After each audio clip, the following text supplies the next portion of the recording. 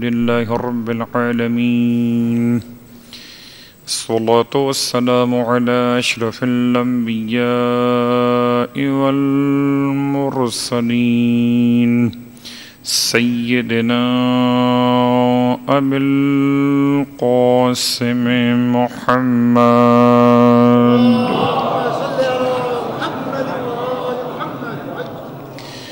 وعلى أهل بيته الطيبين الطاهرين واللعنة الدائمة على أعدائهم أجمعين أما بعد فقد قال الله تبارك وتعالى في كلامه الحميد وفرقانه المجيد قوله الحق وهو أصدق القائلين بسم الله الرحمن الرحيم أم حسبت أن أصحاب الكهف والرقيم كانوا من آياتنا عجبا إذ آوى الفتية إلى الكهف فقالوا ربنا آتنا من لدنك الرحمة وهيئ لنا من أمرنا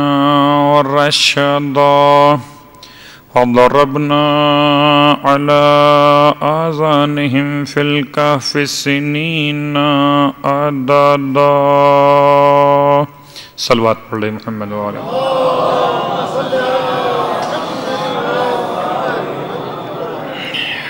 تمام تعریفیں اس خدائے بزرگ و برتر کے لیے جس کی رحمتوں کے نتیجے میں سانسوں کی آمد و رفت کا سلسلہ تاحال جاری و ساری ہے، اور تمام ہدیہ درود و سلام و نزوات مقدسات کے لیے جن کی تعلیمات کے نتیجے میں سانسوں میں خوشبو ولایت کا سلسلہ تاحال جاری و ساری ہے۔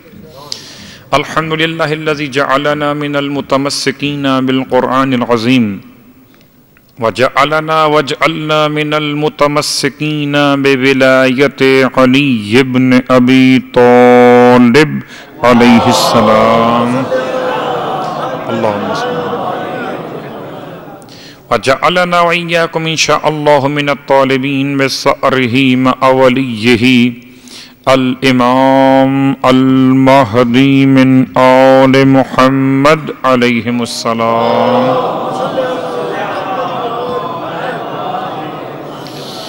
اما بعد، خداوند عالم کا انتہائی لطف و کرم، جتنا بھی اس کا شکر ادا کیا جائے وہ بہت کم، کہ ماہ مبارک رمضان کی پہلی شب جمعہ ہمیں نصیب ہو رہی ہے۔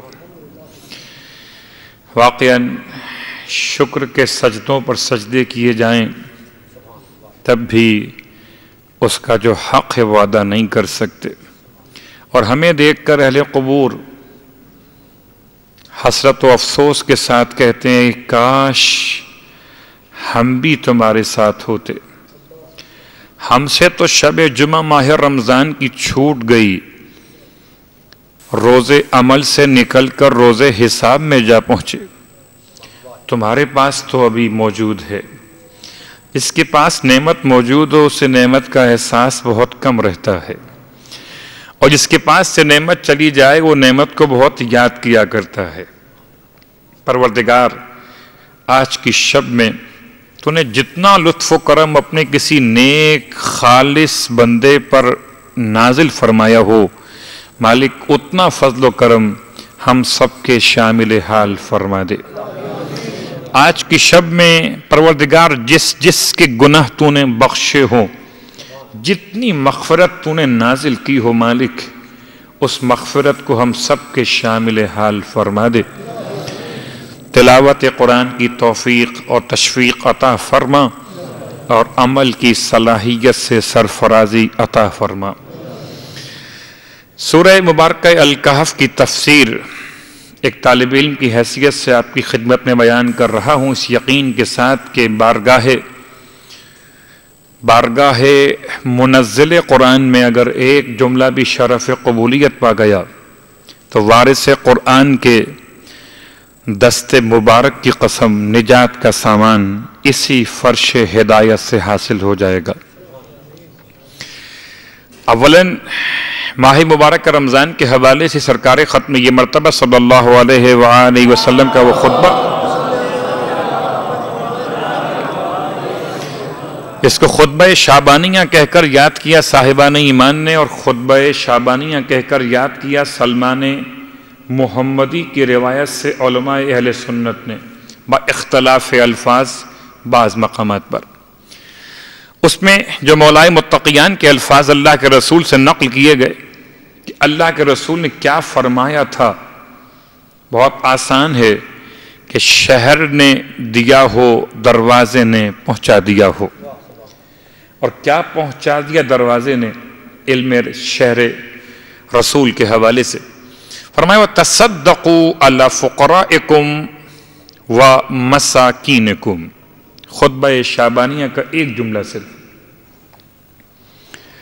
تصدقوا، بہت مشہور جملہ، صدقہ دو، صدقہ دو، علی فقرائکم، اپنے فقیروں کو، تم اپنے فقیروں کو، وَمَسَاكِينِكُمْ، اور صدقہ دو تم اپنے مسکینوں کو۔ تو یہاں صرف دو جملوں کی بحث مکمل کریں گے، ایک صدقہ اور ایک تمہارے فقیر اور تمہارے مسکین۔ لفظ صدقہ غالباً ہندوستان سے تعلق رکھنے والے مہاجر جو آباد ہوئے تقسیم ہند کے بعد پاکستان میں آ کر، وہ ایک سوچ ساتھ میں لے کر آئے تھے، صدقہ رد بلا، صدقے کو ہاتھ لگانا بلا کو ہاتھ لگانے کے برابر۔ میں سمجھتا ہوں شاید میں غلط کہہ رہا ہوں، ہمارے بزرگوں نے وہ احتیاط کی آخری منزل سمجھائی تھی، اس کو ہم نے سمجھنے میں کوتاہی کی ہے کہ صدقے کو اس طرح سے خیال کرنا کہ اس کو اپنا مال ہرگز نہ سمجھنا۔ اگر تم ہاتھ لگاؤ گے تو کہیں ایسا نہ ہو کہ ہاتھ لگاتے لگاتے اسے اپنا سمجھنے لگو، شاید وہ حد احتیاط تھی۔ تو لہذا صدقے کے مال کو ہاتھ ہی نہ لگانا کہ تمہارا اتنا بھی رائٹ نہیں ہے، اتنا بھی حق نہیں ہے کہ تم صدقے کے مال کو ہاتھ بھی لگا سکو۔ شاید میں سمجھتا ہوں کہ ان بزرگوں نے وہ حد احتیاط تک سمجھانا چاہیے تھی، جس کو ہم نے اس معنی میں لے لیا کہ صدقہ بس گھر سے باہر ہی نکال دو۔ صدقے کے بارے میں قرآن کی ایک آیت تلاوت کر کے اور ایک آیت سے پیغام لے کر کچھ احادیث، اور پھر صدقے کے بارے میں ایک خاص پیغام۔ نمبر ایک آیت سورہ مبارکہ توبہ کی آیت نمبر 104، صدقے کے موضوع پر آیت نمبر 1۔ علم یعلم، کیا وہ نہیں جانتے؟ ان اللہ یقبل التوبۃ عن عبادہ، بے شک کہ خدا وہ خدا ہے جو بندوں سے ان کی توبہ قبول کر لیتا ہے۔ وَيَأْخُذُ الصَّدَقَاتِ، اور خدا بندوں سے صدقے وصول کر لیتا ہے۔ اب لفظی لحاظ سے یہ صدقات کے معنی میں ہے، یا اس صدقات کو زکوٰۃ کے معنی میں خیال کیا گیا، زکوٰۃ ہو یا عام صدقہ ہو، قرآن میں لفظ صدقات خدا سے منسوب ہو گیا۔ صدقہ مسکین نہیں لیتا، صدقہ فقیر نہیں لیتا، صدقہ خدا لیتا ہے، صدقہ خدا لیتا ہے۔ کبھی صدقے کو ایک اچھا نام دیا گیا، قرض حسنہ، عزت مومن کے اعتبار سے کچھ ثواب بڑھاتے ہوئے قرض حسنہ کہ آج دے دو، جب اچھے حالات ہوں تو واپس کر دینا کہ عزت باقی رہے اور تمہیں صدقہ محسوس نہ ہو۔ تو سورہ مبارکہ البقرہ کی آیت نمبر 145 میں پروردگار کا یہ اعلان، وَمَن يُقْرِضُ اللَّهَ قَرْضًا حَسَنًا، کون ہے جو اللہ کو لون دے، اللہ کو قرضہ دے؟ کون سا قرضہ؟ حسنہ، قرض حسنہ دے فَيُضَاعِفُ لَهُ اضعافاً کثیرہ، کہ خدا اس کے لیے پھر دگنا اجر و ثواب کثرت کے ساتھ عطا کر دے۔ تو قرض حسنہ بعض علماء کے نزدیک صدقے کے معنی میں خود صدقہ لفظ قرآن میں استعمال ہوا، اور تیسرا مرحلہ کہ جہاں پر سورہ مبارکہ البقرہ آیت کا نشان 264 264، اور یہ بہت اہم پیغام ہے۔ اس کو میں آیت پڑھنے سے پہلے ایک جملہ کہتا ہوں کہ اگر کسی شخص کی نماز باطل ہو جائے تو نماز دوبارہ پڑھ لیتا ہے، روزہ نہ رکھ سکا ہو تو روزہ بعد میں رکھ لیتا ہے۔ یا ایھا الذین آمنوا، سورہ البقرہ، اے صاحبان ایمان، لا تبطلوا صدقاتکم بالمن والعذی، اے صاحبان ایمان اپنے صدقوں کو باطل مت کر دیا کرو منت و احسان اور سائل کو اذیت پہنچاتے ہوئے۔ میں دیکھتا ہوں، بہت معاف کیجیے گا مجھے، کہ یہ کیفیت میں نے پاکستان میں بھی دیکھی اور یہاں بھی دیکھتا ہوں کہ سکے نکالے جاتے ہیں صدقے کے نام پر، کھلے پیسے، لوز کرنسیز کو آپ کہہ سکتے ہیں، یہ 1 درہم، یہ 50 حلالہ، یا پاکستان کے لحاظ سے یہ ٹوٹے ہوئے پیسے۔ کیا مطلب؟ جس کا دل توڑنا چاہتے ہو اس کو ٹوٹے ہوئے پیسے دو گے؟ خدا نہ کرے آپ پر یا مجھ پر کبھی برا وقت آئے، خدا نہ کرے، اور ہمیں کوئی ایسے سکے ہاتھ پر رکھ دے کہ شاپر میں جمع کیے گئے ہوں، 1 درہم کے نوٹ ہوں یا آدھے درہم کے سکے ہوں حلالہ، اور وہ ہاتھ پہ رکھ دیے جائیں، ہم کبھی اس کو دیکھیں گے، کبھی اپنی عزت کو دیکھیں گے، تو کیا کبھی اپنے خدا کو ایسی کرنسی دینے کا سوچ سکتے ہیں؟ یا خود الصدقات، خدا وہ ہے جو صدقات قبول کرتا۔ یہ کس نے کہہ دیا کہ 1 درہم روز نکالو الگ کر دو تاکہ مہینے کے آخر میں 30 درہم ہو جائیں، اور پھر کھلے پیسے کسی غریب کو دو تاکہ اس کی غربت کا تماشا وہ خود دیکھے؟ کیوں نہیں ایسا ہوتا کہ اس کو ہم بدل دیں؟ صدقہ مستحب واجب نہیں ہے، واجب کے موضوع ہی الگ ہیں، اس میں اختیار انسان نہیں ہے، یا تو اختیار ہے، صدقہ ہے، ایسے اچھے انداز سے دو کہ جیسے کوئی خدا کو دیتے ہو سب سے بہتر انداز سے۔ کبھی اس طرح سوچ کے صدقہ دیا جائے۔ ہم سوچتے ہیں صدقہ قبول کیوں نہیں ہوتا، ہماری حاجتیں پوری کیوں نہیں ہوتی کہ ہم نے صدقہ دیا کب؟ ہم نے دیا کب؟ صدقے کے نام پر صرف ہم نے مومن کی توہین کی ہے اور تو کچھ نہیں کیا۔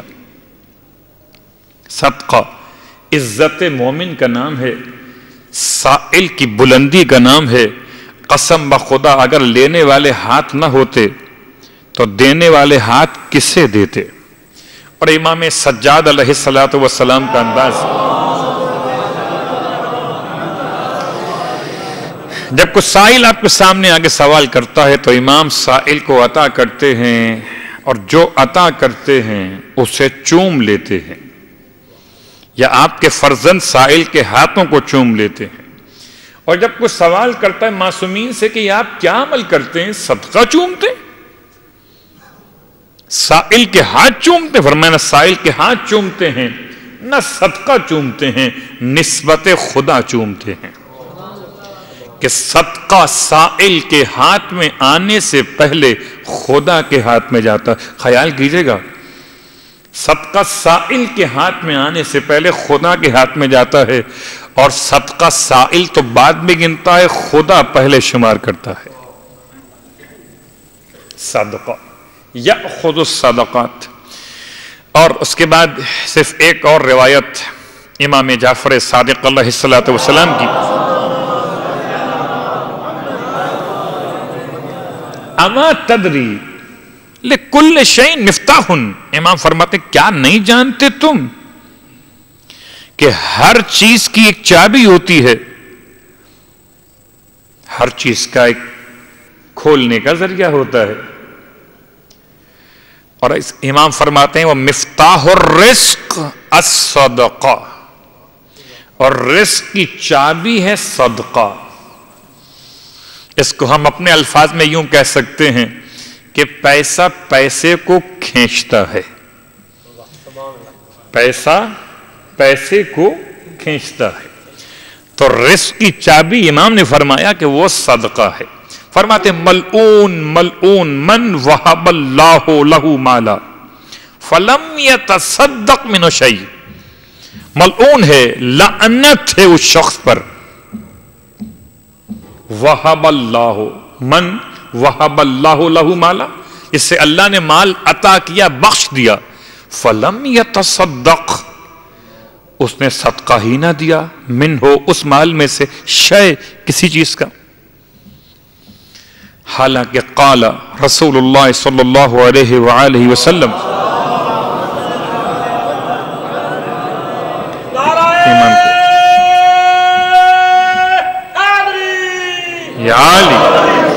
امام کے الفاظ میں اللہ کے رسول کا فرمان کوٹ کیا گیا. امام فرماتے ہیں حالانکہ اللہ کے رسول نے فرمایا، کیا فرمایا؟ کہ صدقۃ درہم افضل من صلاۃ عشر اللیال.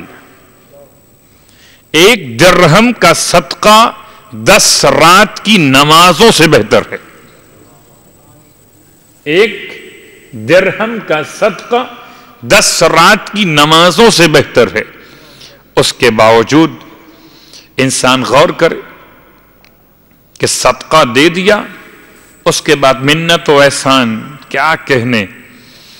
کہ اگر تصور کیجئے وَيُطْعِمُونَ الطَّعَامَ عَلَى حُبِّهِ مِسْكِينًا وَيَتِيمًا وَأَسِيرًا إِنَّمَا نُطْعِمُكُمْ لِوَجْهِ اللَّهِ لَا نُرِيدُ مِنْكُمْ جَزَاءً وَلَا شُكُورًا. نہ تم سے کوئی جزا چاہتے ہیں نہ شکریہ چاہتے ہیں. آل محمد ایسے عطا کیا کرتے ہیں کہ صدقہ بھی ملتا ہے اور عزت بڑھ جاتی ہے. تو تصدقوا علی فقرائکم و مساکینکم، لفظ فقیر اور مسکین چونکہ ایک ساتھ واقع ہوا. فقیر اور مسکین، فقیر تنگ دست، مسکین بیچارہ زمین پر پڑا ہوا انسان. تفصیلات چھوڑتے ہوئے، علماء کے اختلافات کو روکتے ہوئے، اپنے طالب علم کی حیثیت میں ایک جملہ، فقیر اور مسکین دونوں کبھی ایک معنی میں استعمال ہوئے، کبھی الگ الگ معنی میں استعمال ہوئے. فقیر کہتے ہیں شرعاً اس انسان کو جس کے پاس اپنا اور اپنے گھر والوں کا سال بھر کا خرچہ نہ ہو، اور نہ کوئی ایسا اس کے پاس شعبہ فن ہو، صلاحیت ہو، ہاں، کہ وہ محنت کر کے اس فن کے ذریعے سے کوئی جاب حاصل کر سکے اور خرچہ اٹھا سکے. اسے فقیر کہتے ہیں. کہ نہ تو خرچہ رکھتا ہے اور نہ خرچہ اٹھانے کے لیے کوئی کام سیکھا ہوا ہے، نہ کام جانتا ہے. میں کہتا ہوں شاید اس لیے دعائیں پوری نہیں ہوتی کہ ہم نے سفید پوش مومنین کا خیال کرنا چھوڑ دیا ہے. ہم نے پھٹے ہوئے لباس والے مومن کو تلاش کرتے کرتے سمجھ لیا کہ فقیر وہی ہے جو بہت لباس بوسیدہ کے ساتھ ہو، سر پر مٹی لگی ہوئی ہو، کچے مکان میں رہتا ہو. وہ مسکین ہے، فقیر نہیں ہے. فقیر یہ ہے، شرعاً فقیر یہ ہے جس کا لباس صاف ہے. شرعاً فقیر یہ ہے کہ جو شارجہ میں رہتا ہے. شرعاً فقیر یہ ہے اس کے پاس جاب نہیں ہے. کیسے گزارا کرتا ہے وہ آپ نہیں جانتے. جاب نہیں ہے، کسی سے کہہ بھی نہیں سکتا. عزت نفس، کیا خبر کہ کتنے ایسے پریشان حال یہاں پر بھی ہوں جو صرف کھجور پر یا مسجدوں میں ہونے والی افطار پر گھر کا مسئلہ پوشیدہ کر لیتے ہوں کہ گھر میں پکا نہیں تھا تو تو یہاں پر آ کر افطار کر لیا. ایک اشارہ ہے صرف، کسی شخصیت پر کوئی توجہ نہیں کر رہا. ایک اشارہ ہے کہ جو ہاتھ پھیلائے اس مسکین ہی کی بات نہیں، فقراءکم، اپنے فقیروں کو، نہ کہ فقراء پاکستان، نہ کہ فقراء دیگر ممالک، فقراءکم، اپنے فقیروں کو. اپنے سے مراد تم جہاں رہتے ہو وہاں کے فقیر، یا تم جس خاندان میں ہو اس خاندان کے فقیر. آسان جملہ کرتے ہوئے بات کو آگے بڑھا دوں. والدین پر صدقہ خرچ کرنا، بچوں پر خرچہ کرنا، بیوی پر خرچہ کرنا، سب صدقات میں شامل ہے، چاہے کوئی سمجھ سکے کہ نہ سمجھ سکے. یہ صدقہ ہے جو والدین کو کھلاتے ہو، یہ صدقہ ہے جو بیوی بچوں کو کھلاتے ہو، یہ صدقہ ہے جو بہن بھائیوں کو کھلاتے ہو. صدقے کا مطلب رد بلا نہیں ہے، کار خیر ہے. اور صرف ایک جملہ مزید اس میں بڑھاتے ہوئے، شب جمعہ بھی ہے، صدقے کی دو قسمیں ہیں. ایک صدقہ رد بلا ہے، دفع بلا. ایک صدقہ رفع بلا ہے. بلا کے آنے کے بعد صدقہ الگ ہے، اور بلا کے آنے سے پہلے صدقہ الگ ہے. جو بلا کے آنے کے بعد صدقہ دے، کیا دیا اس نے؟ مجبور تھا علاج کرنے کے لیے. کمال اس کا ہے جو بلا کے آنے سے پہلے صدقہ دے کر آنے سے ہی روک دے.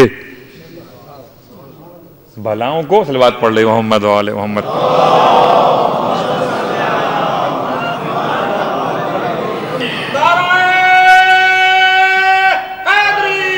یا علی سبحان اللہ. یہ جو آپ نے لگایا نعرہ، یہ بھی صدقہ ہے، کیونکہ ہر اچھی بات، ہر اچھا کلام صدقہ. سلام صدقہ، جواب سلام صدقہ، درود آل محمد کا پیغام صدقہ. ہر اچھا عمل.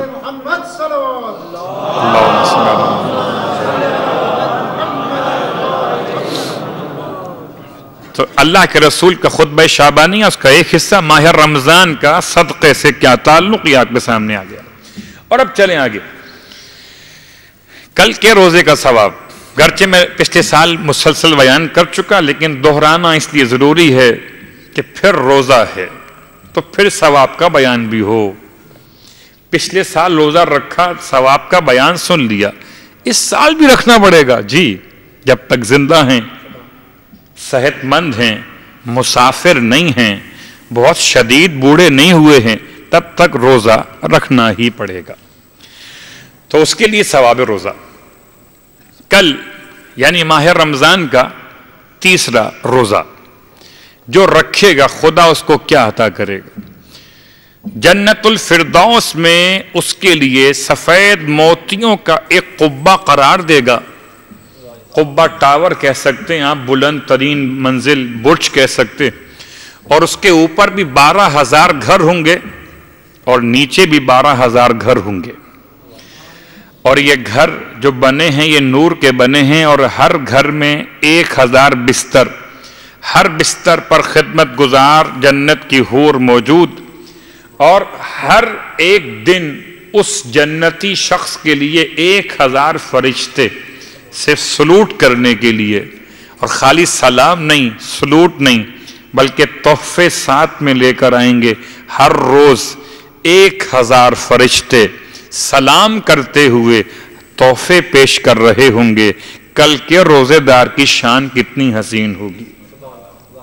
پروردگار یہ شوق اور ذوق بڑھ جائے اس ثواب کو سننے کے بعد، اور اتنی محنت کر سکیں کہ 1,000 نہ صحیح تو 500 ہی صحیح، 12,000 نہ صحیح تو 2,000 ہی صحیح.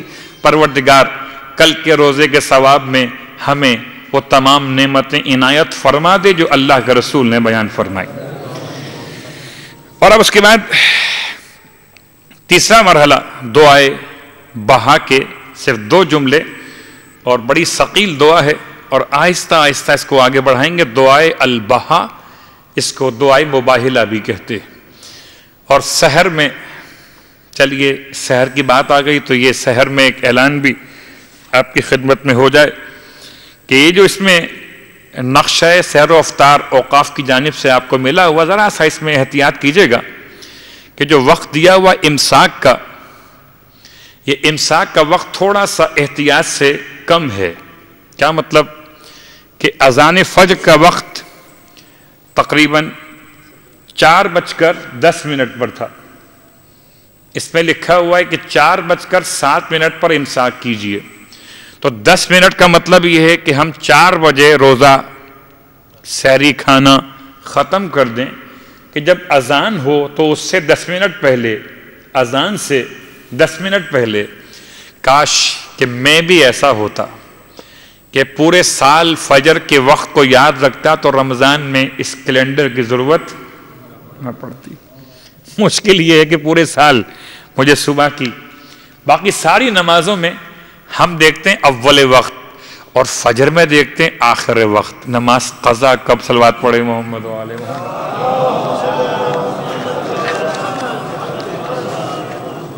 ٹھیک ایسا ہی ہے نا؟ تو اگر نماز فجر کا وقت آپ کو معلوم ہے، یہ آپ کے پاس سالانہ کیلنڈر موجود ہے نماز کے اوقات کے، تو جو نماز کا وقت ہے فجر کی اذان کا وقت، نماز سے مطلب اذان کا وقت، اول صبح صادق، اول فجر، اس سے اتنا دیر پہلے اپنے کھانے اور پینے کو روک دیں کہ جب اذان کا وقت ہو، جب اذان شروع ہو تو ہم کھانے پینے والوں میں شامل نہ کیے جا رہے ہوں۔ یہ ہے مطلب اس جملے کا کہ جو اس کیلنڈر کے اعتبار سے کچھ وقت میں فرق آیا کہ 10 منٹ پہلے اذان کے وقت سے اپنا کھانا پینا روک دیجئے، اسے امساک کہتے ہیں۔ تو وہ دعا کا جملہ جو دعائے سحر میں امام محمد باقر علیہ السلام فرما رہے تھے، اللہم انی اسألک من جمالک باجملہ وکل جمالک جمیل، اللہم انی اسألک بجمالک کلہ، اللہم انی اسألک من جلالک باجلہ وکل جلالک جلیل، اللہم انی اسألک بجلالک کلہ۔ یہ آج 6 جملے ہیں، 3 جمال والے اور 3 جلال والے، اور اس پر صرف ایک بات کہ خدا وہ ذات ہے جو مستجمع صفات متقابلہ ہے، اس میں ایسی صفات پائی جاتی ہیں جو آپس میں متقابل ہیں۔ خدا نافع بھی ہے، خدا دار بھی ہے، نقصان پہنچانے والا، الضار نقصان پہنچانے والا، النافع نفع پہنچانے والا۔ عجیب بات ہے، یا تو وہ نافع ہی ہوگا یا وہ ضار ہی ہوگا۔ خدا لطیف بھی ہے، خدا قاہر بھی ہے۔ لطیف کہتے ہیں نرم طبیعت کو، قاہر کہتے ہیں سخت طبیعت کو۔ خدا ظاہر بھی ہے، خدا باطن بھی ہے، خدا قریب بھی ہے، خدا دور بھی ہے، وہ قریب بھی ہے اور بعید بھی ہے۔ تو مستجمع صفات متقابلہ۔ مولا متقیان علی ابن ابی طالب علیہ السلام کا ایک جملہ صرف فرماتے ہیں، سبحان من اتسعت رحمتہ لأولیائہ فی شدت نقمتہ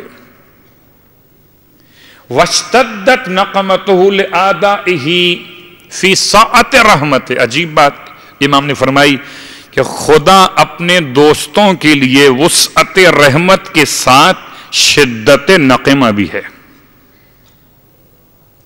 اور خدا اپنے دشمنوں پر شدت نقمہ کے ساتھ وسعت رحمت بھی رکھتا ہے۔ یعنی ایک ہی وقت میں خدا غضب بھی رکھتا ہے اور رحم بھی رکھتا ہے۔ اس کے غضب میں بھی اس کا رحم پوشیدہ ہے، اور اس کے رحم میں بھی اس کا جلال پوشیدہ ہے۔ ہر وہ صفت جو اس کے لطف و کرم کے ساتھ ملی ہوئی ہو اسے صفت جمال کہتے ہیں، اور ہر وہ صفت جو اس کی صفت کبریائی کے ساتھ ملی ہوئی ہو، صفت قہاریت کے ساتھ ملی ہوئی ہو، اسے صفت جلال کہتے ہیں۔ مگر دونوں موقع پر اس کی تعریف لازم ہے۔ جب وہ دل سالک پر اپنا اثر ڈالے انس و محبت کے ساتھ تو جمال کی بنیاد پر تعریف لازم ہے۔ اور جب دل سالک پر اثر ڈالے اپنی کبریائی کے ساتھ، عظمت کے ساتھ، سلطنت کے ساتھ، تو تذکر جلال لازم ہے۔ تو خدا صاحب جلال بھی ہے اور صاحب جمال بھی ہے۔ میں تشریح بہت آگے مزید بھی کرتا مگر آہستہ آہستہ، بہت آہستہ آہستہ، کبھی خدا کے غضب کو سمجھنا ہو اور خدا کے رحم کو سمجھنا ہو تو انسان میں رحم دیکھیے، انسان میں غضب دیکھیے۔ رحم کرنے پر آتا ہے تو اپنی حیثیت کو بھول جاتا ہے، اور جب غضب کرنے پہ آتا ہے تو انسانیت بھول جاتا ہے۔ خدا ایسا ہے، رحم کرتا ہے تو اپنے ہیبت و جلال پر باقی رہتے ہوئے کرتا ہے، غضب کرتا ہے تو اپنی رحمت کو برقرار رکھتے ہوئے کرتا ہے۔ تو شاید اسی لیے شب جمعہ دعائے کمیل مولائے متقیان علی ابن ابی طالب علیہ السلام فرماتے پروردگار صبر تو علی حر نارک فکیف اصبر عن النظر الی کرامتک، بس یہ ایک جملہ کافی ہے۔ اور اس کے بعد سورہ مبارکہ الکہف کے آغاز میں ہم نے کل 8 آیات کا ترجمہ کیا تھا، اور آج پھر ایک مرتبہ سورہ کہف قرآن کا 18واں سورہ ہے ترتیب مصحف عثمانی کے اعتبار سے، اور یہ سورہ مکہ المکرمہ میں نازل ہوا۔ اس کی آیات کے لب و لہجے کے اعتبار سے علماء نے اس کو مکی شمار کیا، اور یہ سورہ شروع ہوا اور سورہ بنی اسرائیل اور الاسراء ختم ہوا۔ سورہ الاسراء کی آخری آیت وَقُلِ الْحَمْدُ لِلَّهِ، سورہ بنی اسرائیل کی آخری آیت، اور سورہ الکہف کی پہلی آیت الحمدللہ، وہاں ختم ہو رہا ہے سورہ الحمدللہ، یہاں شروع ہو رہا ہے سورہ الحمدللہ۔ تو رب ادخلنی مدخل صدق، آغاز بھی حمد خدا کے ساتھ ہے اور سورہ کا اختتام بھی حمد خدا کے ساتھ ہے۔ اور اس کے بعد آیت نمبر 9، اور بہت اہم داستان یا واقعہ یا قصہ شروع ہو رہا ہے آج، اور شاید یہ چلے گا کچھ دنوں تک، داستان اصحاب کہف۔ ام حسبت، آیت نمبر 9، ام حسبت، حسبت کون حسبت؟ حسبت صیغہ مخاطب ہے فعل ماضی کا، تو نے حساب کیا، ام حسبت تو نے حساب کیا، یہ تو کون ہے؟ مخاطب کون ہے؟ خدا کس سے بات کر رہا ہے؟ اگر پچھلی آیات پہ غور کیجئے فَلَعَلَّكَ بَاخِعٌ نَفْسَكَ، تو شاید آپ اپنے نفس کو ہلاک کر ڈالیں گے اسی غم میں کہ یہ لوگ اسلام قبول کیوں نہیں کرتے، لم یؤمنوا بہذا الحدیث اسفا، اس تعصف میں، افسوس میں محمد صلی اللہ علیہ وآلہ وسلم آپ اپنے نفس کو ہلاک کر دیں گے۔ اس کا مطلب یہ ہوا کہ یہاں مراد کون، مخاطب کون؟ اللہ کا رسول۔ ام حسبت، کیا آپ نے گمان کر لیا کہ ان اصحاب الکہف، تو گمان دو چیزوں کے ہو گئے، ایک بات وہ کہ آیات خدا کو دیکھتے ہوئے، زمین پر بچھے ہوئے سبزے کو دیکھتے ہوئے، پھولوں اور پتوں کو دیکھتے ہوئے، کلیوں کو اور خوشبوئے تمام تر نباتات کو دیکھتے ہوئے بھی یہ ایمان نہیں لاتے اس قرآن پر۔ کیسے عجیب لوگ ہیں، یا وہ عجیب لوگ تھے۔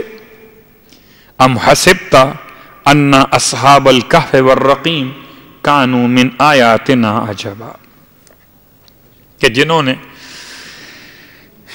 کیا کیا اللہ کی بارگاہ میں، اصحاب کہف، کہف والے، والرقیم، الرقیم والے ہماری عجیب نشانیوں میں سے تھے۔ یہاں اس بات کو میں پہلے روکتا ہوں آیت کے ترجمے کے ساتھ، اور اب چلتے ہیں پہلے اس کے پس منظر میں کہ یہ آیات نازل نہ ہوتی اگر کافروں نے مکے کے 2 افراد کو بھیجا تھا، النضر بن الحرس بن کلدہ اور عقبہ بن ابی معیط، یہ دونوں گئے ہیں مکہ المکرمہ سے اور پہنچے ہیں مدینے کے یہودیوں کے پاس، اور ان سے وہ سوالات ڈھونڈنے گئے تھے جس سے محمد مصطفیٰ کو عاجز کر سکیں، اللہ یعوذ باللہ من ذالک۔ اور 3 سوال یہودی علماء نے ان کے حوالے کیے، اور 3 سوال یہ تھے کہ اگر یہ 3 سوالوں کے جواب دے دے، کہتے ہیں 3 سوال تھے، 3 میں سے 2 کے جواب دے، 1 کا جواب نہ دے، سمجھو کہ نبی ہے۔ اور 3 سوال کیا؟ پہلا سوال یہ تھا کہ داستان اصحاب کہف اس سے پوچھئے کہ سابقہ زمانے میں جو ایک جوانوں کا گروہ نکلا تھا اس کی کیفیت کیا تھی، اس کا واقعہ کیا ہے جو 309 سال تک سوتا رہا۔ داستان نمبر 2، سوال کیجئے گا اس نبی سے موسیٰ اور خضر کے بارے میں، ذوالقرنین کے بارے میں، اختلاف قول، جا کے سوال کیجئے گا۔ سوال نمبر 3، سوال کیجئے گا جا کر پیغمبر سے روح کے بارے میں۔ سوال نمبر 3 پہلے سن لیجئے، اس کا جواب پیغمبر نے نہیں دیا تھا، مگر دیا تھا کیسے؟ جواب تھا مجمل، مفصل جواب نہیں تھا۔ یہ جواب آیا ہے سورہ مبارکہ بنی اسرائیل کی آیت نمبر 85 میں، وَيَسْأَلُونَكَ عَنِ الرُّوحِ، وہ آپ سے آ کر سوال کرتے ہیں، وہ آپ سے آ کر سوال کرتے ہیں۔ اس طرح کی آیات قرآن میں 7 مقامات پر ہیں۔ وہ آپ سے آ کر سوال کرتے ہیں روح کے بارے میں، قُلْ أَمْرُ مِنْ رَبِّي، کہیے کہ روح میرے رب کا ایک امر ہے۔ وَمَا أُوتِيتُم مِّنَ الْعِلْمِ إِلَّا قَلِيلًا، اور تمہیں جو علم دیا گیا ہے وہ بہت تھوڑا سا علم ہے۔ تو روح کے بارے میں جواب مجمل ہے، یہ علامت ہے نبوت کی کہ کھل کر روح کے بارے میں نہیں بتایا۔ اور پچھلے سال آپ کچھ روح کے بارے میں سن بھی چکے ہیں، تفصیلات چھوڑتے۔ 2 سوال رہ گئے تو کافروں نے آ کر رسول سے کیے ہیں، بتائیں وہ جوان کون تھے کہ جو نکلے تھے اللہ کے نام کے لیے اور 309 سال تک سوتے رہے۔ یہ سوال یہودیوں کی طرف سے آیا، کافروں نے کیا، اور ایک سوال خود یہودیوں نے کیا ہے خلافت دوم میں، مولا متقیان علی ابن ابی طالب علیہ السلام کے زمانے میں۔ ہمارے ٹاپکس میں یہ بات شامل ہے کہ سلونی قبل ان تفقدونی میں سوالات امام کے، جو جوابات امام نے دیے سوالات کے، وہ جوابات آپ کی خدمت پیش ہوں گے۔ وہ سوال کیا تھے جو خلیفہ دوم سے یہودی علماء نے کیے؟ 3 افراد آئے تھے۔ سوال کیا کیے تھے؟ سوال یہ کیے تھے کہ آسمان کے تالے کیا ہیں، آسمان کے تالوں کی چابیاں کیا ہیں؟ آسمان کے تالے کیا ہیں، آسمان کے تالوں کی چابیاں کیا ہیں؟ وہ کون سے 5 نفوس ہیں کہ جو رحم مادر میں نہیں رہے مگر پھر بھی زمین پر چلے اور پھرے؟ سوال یہ بھی کیا تھا کہ یہ بتائیے کہ وہ کون سا ڈرانے والا تھا، اس نے اپنی قوم کو ڈرایا، نہ قوم جن سے تھا نہ قوم انسان سے تھا۔ پھر سوال یہ تھا کہ یہ جو مرغ اپنی اذان میں کیا کہتا ہے، گھوڑا اپنی آواز میں کیا کہتا ہے، اور حمار اپنی آواز میں کیا کہتا ہے، فاختہ اپنی آواز میں کیا کہتی ہے، تیتر اپنی آواز میں کیا کہتا ہے، جونک جو زمین پر رینگتی ہے تو رینگتے ہوئے جو اپنا پیٹ زمین پر ملتی ہے تو اس میں کیا کہتی ہے؟ یہ تقریباً 11 سوالات تھے۔ 11 کے بعد یہ جب 11 سوالوں کے جوابات ملیں گے تو سوال نمبر 12 ہوگا اصحاب کہف، لیکن پہلے 11 سوالات تھے۔ اور سوال کرنے والے یہودی علماء نے دربار خلافت سے مخاطب ہو کر کہا تھا کہ اگر آپ نے جواب دیے تو آپ بھی برحق، آپ کا نبی بھی برحق، اور جواب نہ دیے تو آپ بھی خلاف حق، آپ کا نبی بھی باطل۔ جب یہ سوالات سنیں، صرف سنیں، سوالات سنیں تو جتنے فیوز دماغ کے تھے سب اڑ گئے، جتنے فیوز دماغ کے تھے سب اڑ گئے۔ سر جھکا کر خلا میں تکتے رہے، اور جملہ اب چاہے اس کو آپ جو نام دیجئے زبان پر آ گیا کہ اس میں کیا شرم کی بات ہے جو مجھے نہ آتا وہ کہہ دوں کہ نہیں آتا. آپ نے جیسے ہی جملہ اپنی زبان سے ادا کیا تھا، بڑے احترام سے کہہ رہا ہوں، ویسے ہی یہودی علماء نے فیصلہ کیا، اس کا مطلب آپ بھی غلط، آپ کا نبی بھی غلط، کہ بیٹھے ہوئے افراد میں ایک شخص سے رہا نہ گیا، رو کر کہا رک جاؤ، فیصلہ مت کرو اسلام کے بارے میں، اور دوڑتا ہوا گیا اس در پر جو شہر علم کا در تھا.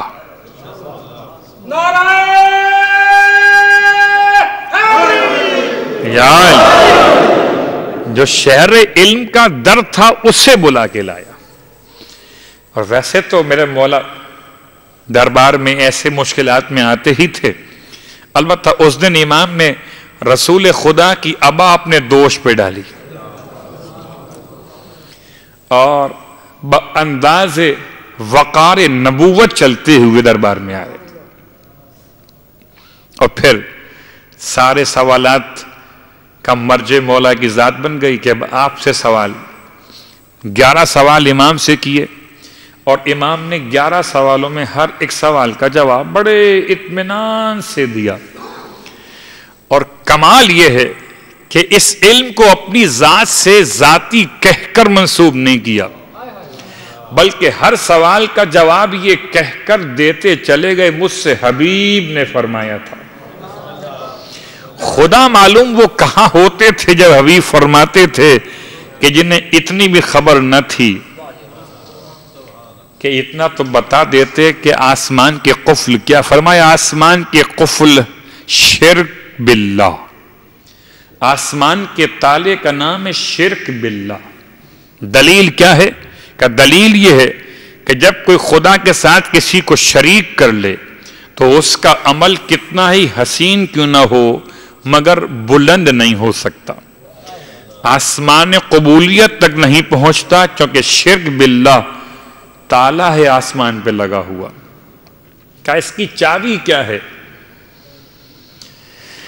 چابی ہے، فرمایا امام نے، چابی ہے توحید کا اقرار، شرک کا انکار، لا الہ الا اللہ.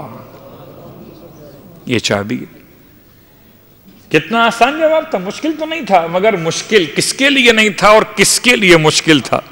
جن کا اپنا کلمہ ہی مشکل میں ہو وہ کیا بتائیں گے شرک کا جواب کیا ہے. تو کلمہ لا الہ الا اللہ چابی ہے، جیسے ہی کلمہ پڑھا ویسے ہی اعمال بلند ہو گئے. تفصیلات چھوڑتے ہوئے اس میں بہت ساری باتیں آ سکتی ہیں، مگر جو مولا کا جواب اتنا جواب بیان کر رہا ہوں. اس کے بعد امام نے ارشاد فرمایا پھر تم سوال کرتے ہو کہ وہ کون سا ڈرانے والا تھا جو نہ قوم جن سے تھا نہ قوم انسان سے تھا نہ فرشتوں میں سے تھا، اس نے مگر اپنی قوم کو ڈرایا. تو اتنا یاد رکھو، اس سلیمان نبی علیہ السلام جب گزر رہے تھے اور چیونٹیاں اپنے بلوں سے باہر تھیں، تو چیونٹی ایک سردار جو تھی اس قوم کی، اس نے اپنی قوم سے کہا تھا اپنے بلوں میں داخل ہو جاؤ، اپنے بلوں میں داخل ہو جاؤ. قرآن نماز میں پڑھنا آسان ہے، قرآن سمجھ کے پڑھنا بڑا مشکل ہے. اپنے بلوں میں داخل ہو جاؤ، اس سے پہلے کہیں سلیمان اور ان کا لشکر تمہیں اپنے پاؤں سے روند نہ ڈالے اور انہیں اس کی خبر بھی نہ ہو.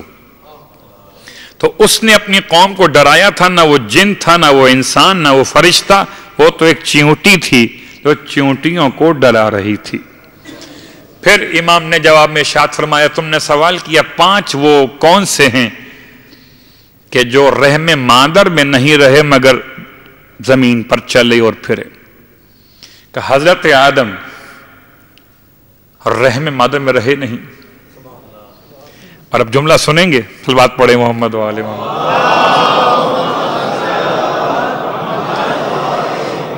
حضرت آدم اور حوا دونوں، یہ 5 میں سے 2 یہ ہیں، حضرت آدم اور حوا دونوں رحم مادر میں نہیں رہے.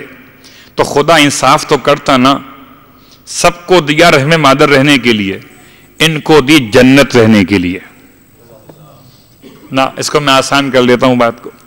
کسی نے سوال کیا تھا نا، وہ راہب تھا عیسائی، جس نے سوال کیا تھا دمشق کے باہر اس علاقے میں، جب امام وہاں پہنچے تھے اپنے بیٹے امام کے ساتھ، اور پھر سوال یہ کیا تھا کہ کیا کوئی ایسی مثال ہے کہ انسان جنت میں رہے گا، کھائے گا پیے گا، مگر بول اور براز نہیں ہوگا، واش روم جانے کی حاجت نہیں ہوگی، اس کی مثال دنیا میں کیا ہے؟ تو امام نے فرمایا اس کی مثال ہے شکم مادر. انسان خوراک لیتا ہے مگر بولو براز کی حاجت نہیں ہوتی، تو آدمی رہے شکم مادر میں تو آدم کیوں نہ رہے جنت میں؟ تو یہ جنت وہ ہے جو رحم مادر کے بدلے خدا نے آدم کو، صلوات پڑھے محمد و آل محمد پر.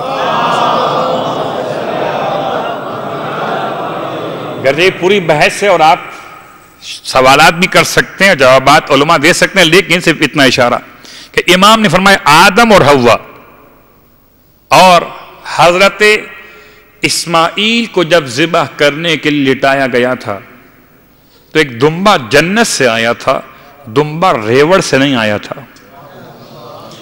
تو جو دمبا جنت سے آیا رحم مادر میں نہیں رہا تھا، وہ براہ راست آیا تھا، خدا نے پیدا کیا تھا.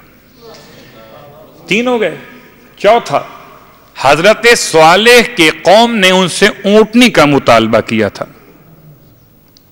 حضرت صالح کی قوم نے ان سے اونٹنی کا مطالبہ کیا، اور آپ نے پہاڑ سے، نہ کہ ماں کے پیٹ سے، پہاڑ سے زندہ اونٹنی جو مکمل ایام کی حاملہ تھی، پہاڑ سے زندہ نکال کر دکھائی تھی. وہ اونٹنی بغیر رحم مادر کے دنیا میں چلتی پھرتی رہی. اور آخری، حضرت موسیٰ علیہ السلام کا عصا جب اژدہا بن گیا تو کیا اژدہے کی اولاد میں سے تھا؟ کوئی تو بات تھی نا کہ یہ اژدہا نہ رحم مادر میں رہا اور نہ اس کا کوئی خاندان و قبیلہ تھا. تو 5 مکمل ہو گئے، 3 حیوانات 2 انسان.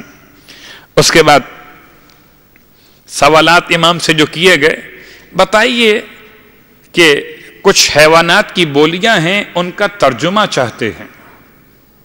بتائیے مرغ اپنی اذان میں کیا کہتا ہے؟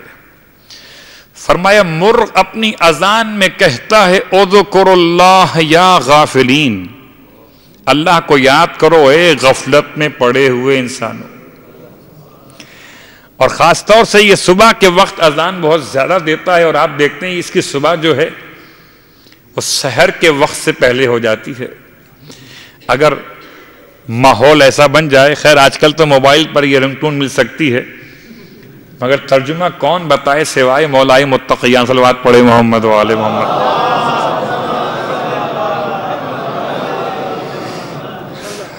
فرمایا گھوڑا کیا کہتا ہے اپنے ہنہنانے میں؟ فرمایا گھوڑا ذکر خدا کرتا ہے، مگر جب اسلام اور کفار کی جنگ ہو تو گھوڑا پھر اپنے ذکر خدا کو دعا میں بدل دیتا ہے. پھر کیا کہتا ہے وہ؟ پھر کہتا ہے اللہم انصر عبادک المؤمنین علی الکافرین. بہت غور کیجئے، آپ سمجھ میں آیا کہ ہم نے اپنے جلوس ماتم داری کے ساتھ ذوالجناح کیوں رکھا ہوا ہے؟ کہ جب بھی کوئی حملہ کرے گا اور ہم جواب میں آگے بڑھیں گے تو یہ ہمارے حق میں دعا کر رہا ہوگا. اللہم انصر، اے پروردگار تو مدد کر، عبادک المؤمنین، اپنے مومن بندوں کی علی الکافرین، کافروں کے مقابلے پر. پھر امام سے سوال کیا گیا، اچھا یہ بتائیے کہ یہ فاختہ اپنی آواز میں کیا کہتی ہے؟ فرمایا فاختہ اپنی آواز میں کہتی ہے اللہم الان مبغضا محمد و آل محمد، پروردگار تو لعنت کر دے بغض رکھنے والوں پر آل محمد سے. پرندوں کی بولیاں اور امام کا جواب کہ ہر پرندہ ذکر خدا کرتا ہے، ہر پرندہ. اب یہ جونک کے بارے میں ہے، بعض کتب میں ملے گا آپ کو میڈک کے بارے میں کہ یہ اس کی آواز میں کیا ذکر خدا ہے. سبحان ربی المسجود یسبح لہ، یہ میں تسبیح کرتا ہوں اپنے اس رب کی جس کو سجدہ کیا جاتا ہے، المسبح لہ، جس کی تسبیح پڑھی جاتی ہے پانی کی گہرائیوں میں. یہ جونک کے لیے بھی ہے اور یہ بعض کتب میں میڈک کے لیے بھی ہے۔ تو تمام کی آوازوں جو پوچھی گئی تھیں، امام نے ایک ایک کر کے سب کا جواب دیا کہ کیا پرندہ خدا کو کیسے یاد کرتا ہے، یا وہ تیتر کے جملے الرحمن علی العرش استوى، وہ جب اپنی آواز نکالتا ہے تو کہتا ہے الرحمن، رحمان ہے وہ ذات جو اپنے عرش پر مستوی ہے۔ اتفاق سے آج کل پاکستان کے میڈیا چینلز پر رمضان کے پروگرام میں بڑا تقابل پیدا ہو گیا ہے، اور ایک صاحب جنید جمشید صاحب ماشاءاللہ وہ کچھ ہی روایت کو کوٹ کر رہے تھے، بڑی اچھی روایت تھی، اور اسی روایت پہ ان کا بہت زور تھا کہ پروردگار ماہ رمضان میں 7ویں آسمان سے اپنے عرش کو اٹھا کر پہلے آسمان پہ لے آتا ہے۔ خدا معلوم یہ شفٹنگ ان سے پوچھ کے ہوتی ہے۔ صلوات پڑھے محمد و آل محمد۔ عجیب بات۔ تو جیسے ہی امام سے سوالات کے جوابات سنے، ایک ایک جواب پر یہودی علماء کہتے رہے آمنا وصدقنا، آمنا وصدقنا، آپ سچ کہتے ہیں، آپ سچ کہتے ہیں۔ اور جب 11 سوال مکمل ہوئے، سب نے کہا ہم ایمان لائے سوائے ایک کے۔ اس نے کہا ایمان تو ملے آئے ہوں، مگر میرا ایک سوال باقی ہے۔ پوچھو وہ سوال کیا ہے؟ کہا بتائیے وہ دوستوں کی داستان یا وہ جوانوں کی داستان کیا ہے کہ جو خدا کے لیے نکلے تھے اور 309 سال تک سوتے رہے۔ اور اب یہ پوری داستان شروع ہو رہی ہے، مگر ایک روایت اللہ کے رسول کے زمانے سے، ایک روایت مولائی متقیان دربار خلافت دوم کے حوالے سے، اور آیات کا ترجمہ، کچھ آج باتیں، باقی باتیں آنے والے دنوں میں۔ ام حسبت ان اصحاب الکہف، کہف سن چکے آپ؟ کہف کسے کہتے ہیں؟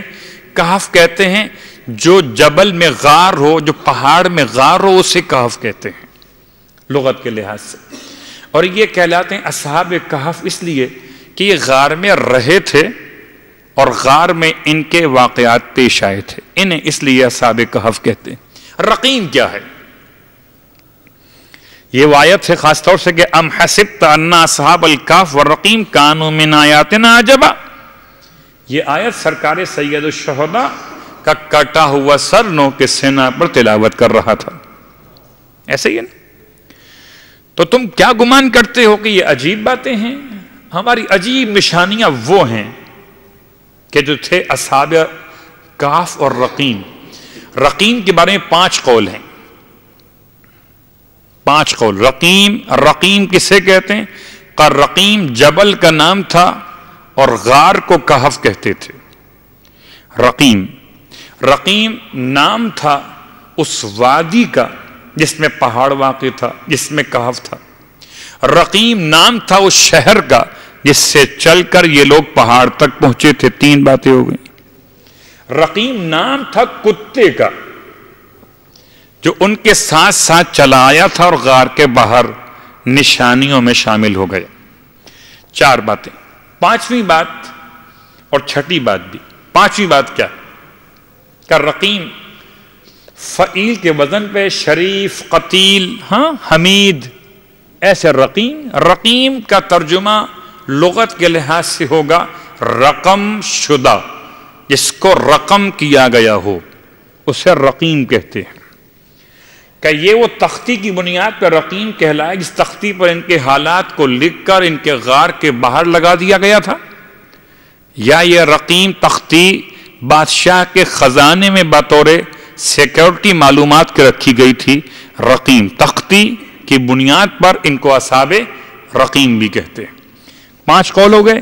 6ٹھا قول، بعض لوگوں نے اس سے بھی اختلاف کیا کہ نہیں یہ رقیم الگ لوگ تھے، یہ 3 تھے جو سرکار ختم یہ مرتبہ صلی اللہ علیہ وآلہ وسلم کی روایت کے اعتبار سے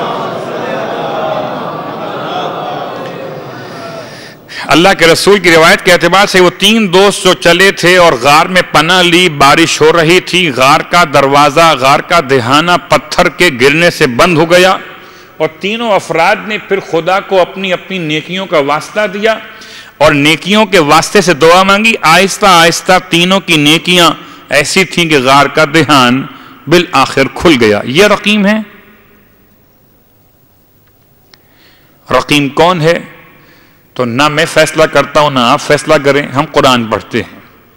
ام حسبت، کیا تم نے گمان کیا، ان اصحاب الکہف والرقیم، کہف والرقیم دونوں کو ملا کر اللہ نے ایک ہی اس میں بیان کیا، کانوا من آیاتنا عجبا، اور پھر پوری تفصیلات اصحاب کہف کے بارے میں۔ اگر رقیم کوئی الگ لوگ ہوتے تو فصاحت کا تقاضا یہ تھا کہ خدا رقیم والوں کی حالات کچھ تو بیان کرتا، تفصیل سے نہ صحیح اجمال سے ہی بیان کر دیتا۔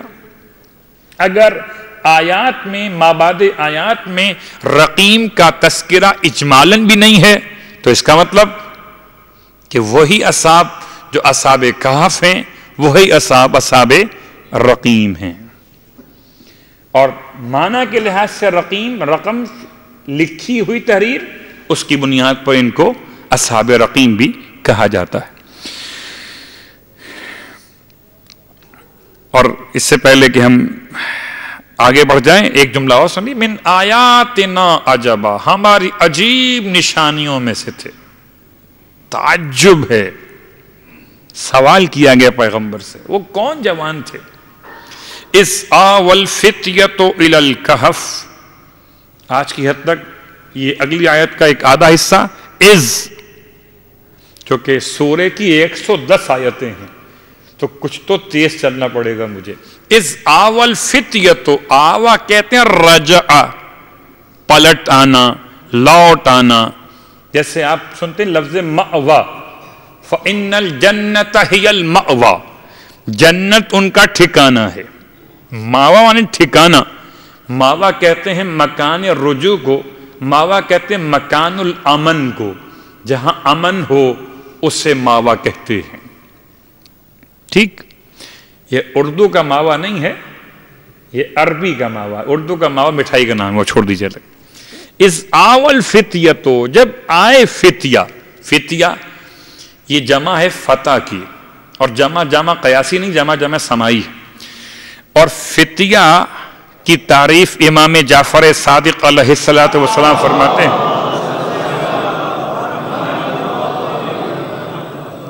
فرماتے ہیں، کیا تم نے نہیں دیکھا کہ اللہ نے اصحاب کہف کو فتیہ کہہ کر یاد کیا، حالانکہ وہ سب کے سب بوڑھے انسان تھے۔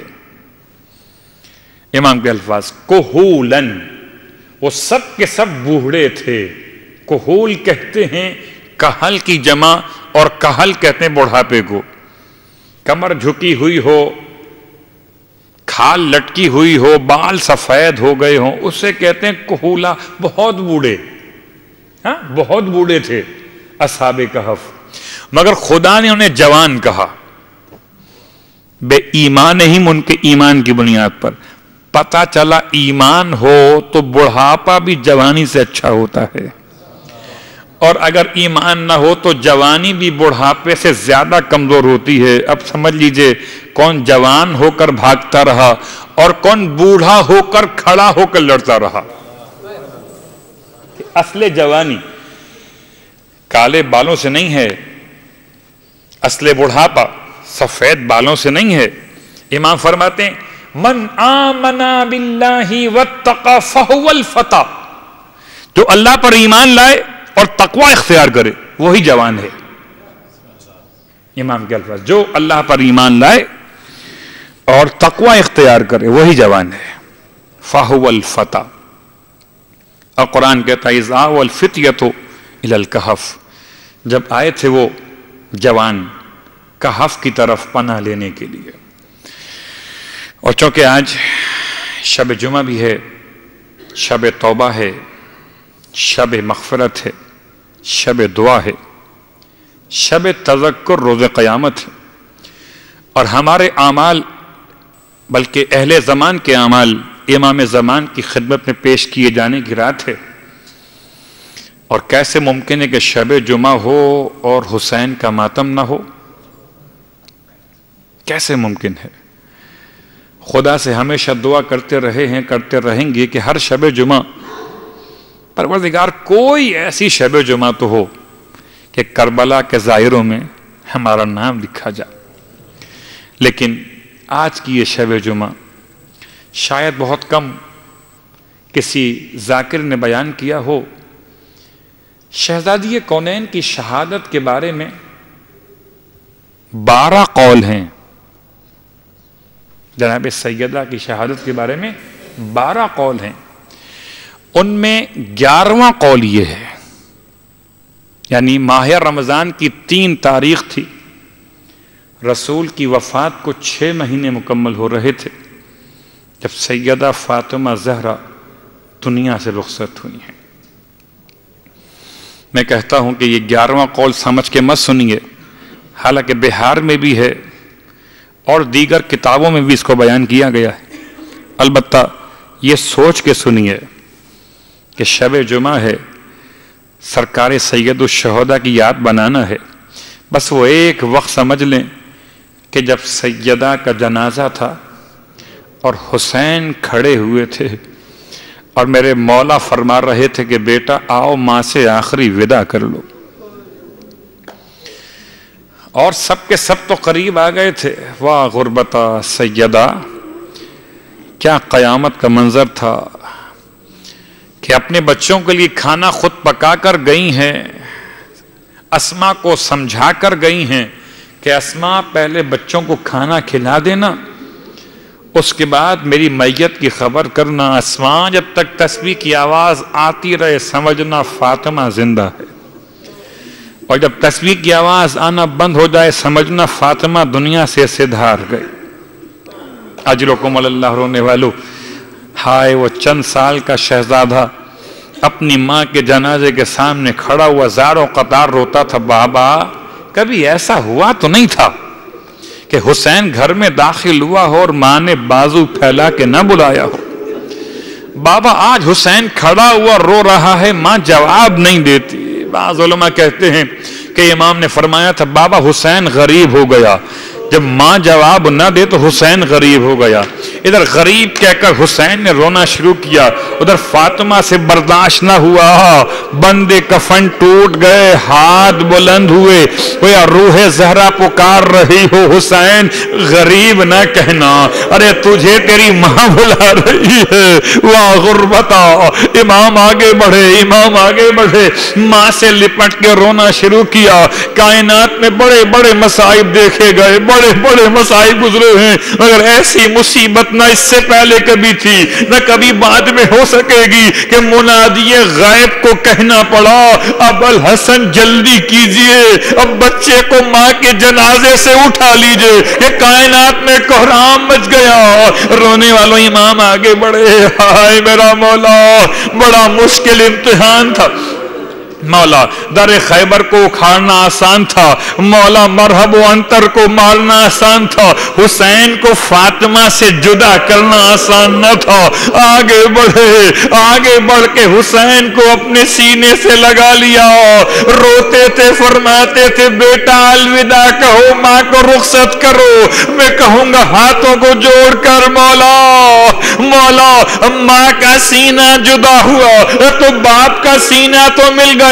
مولا ذرا کربلا میں آئیے گا جہاں 4 سال کی بچی جب باپ کا سینہ چھنا، نہ چچا کا سینہ رہا نہ بھیا علی۔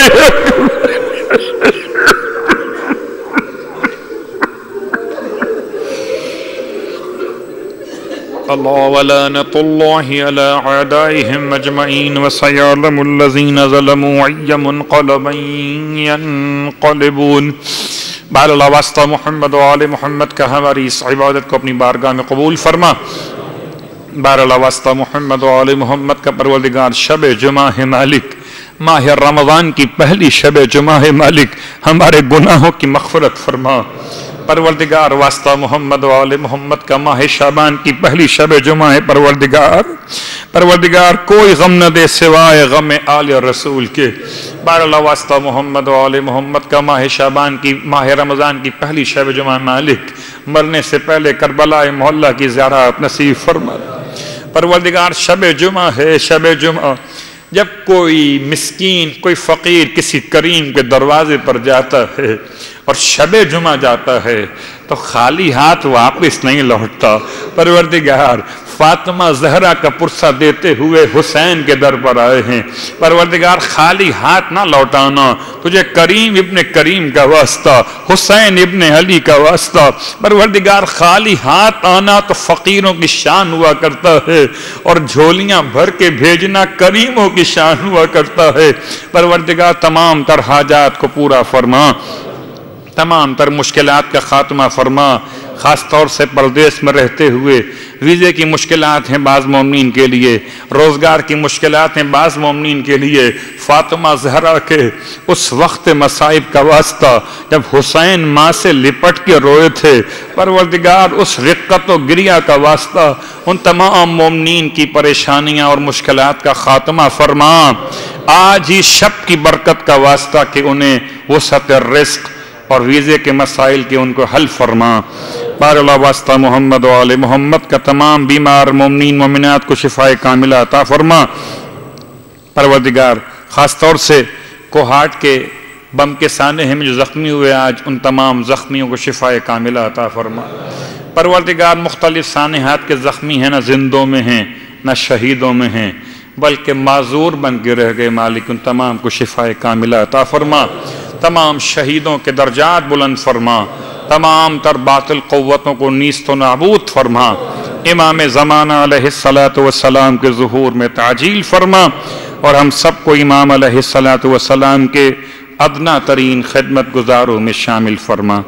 آج کی افطاری جس بندے خدا کی جانب سے تھی ان کے مرحومین کے لیے سورہ فاتحہ کی التماس، خاص طور سے شہید استاد صدق جعفر ان کو شامل کیا گیا، مرحوم حسن علی اسماعیل، مرحوم محمد حسین کرمانی، مرحومہ مریم بائی سلیمان، مرحومہ راحیلہ بنت جعفر حسین، مرحوم علماء اعلام مراج عظام کرمانی فیملی کے تمام مرحومین، جمال فیملی کے تمام مرحومین، مخرج فیملی کے تمام مرحومین، اور تمام حاضرین کے مرحومین کو شامل فرماتے ہوئے ایک مومن نے التماس کی ہے نور صبح کے لیے، ان تمام کے لیے، خاص طور سے ایسے افراد کے لیے جن کا کوئی فاتحہ پڑھنے والا وارث یا تو موجود نہیں ہے یا غفلت کا شکار ہے، ان تمام بیچارے مومنین مومنات مرحومین کو شامل فرماتے ہوئے ایک مرتبہ سورہ الحمد اور 3 بار سورہ اخلاص پڑھیں۔ بسم اللہ الرحمن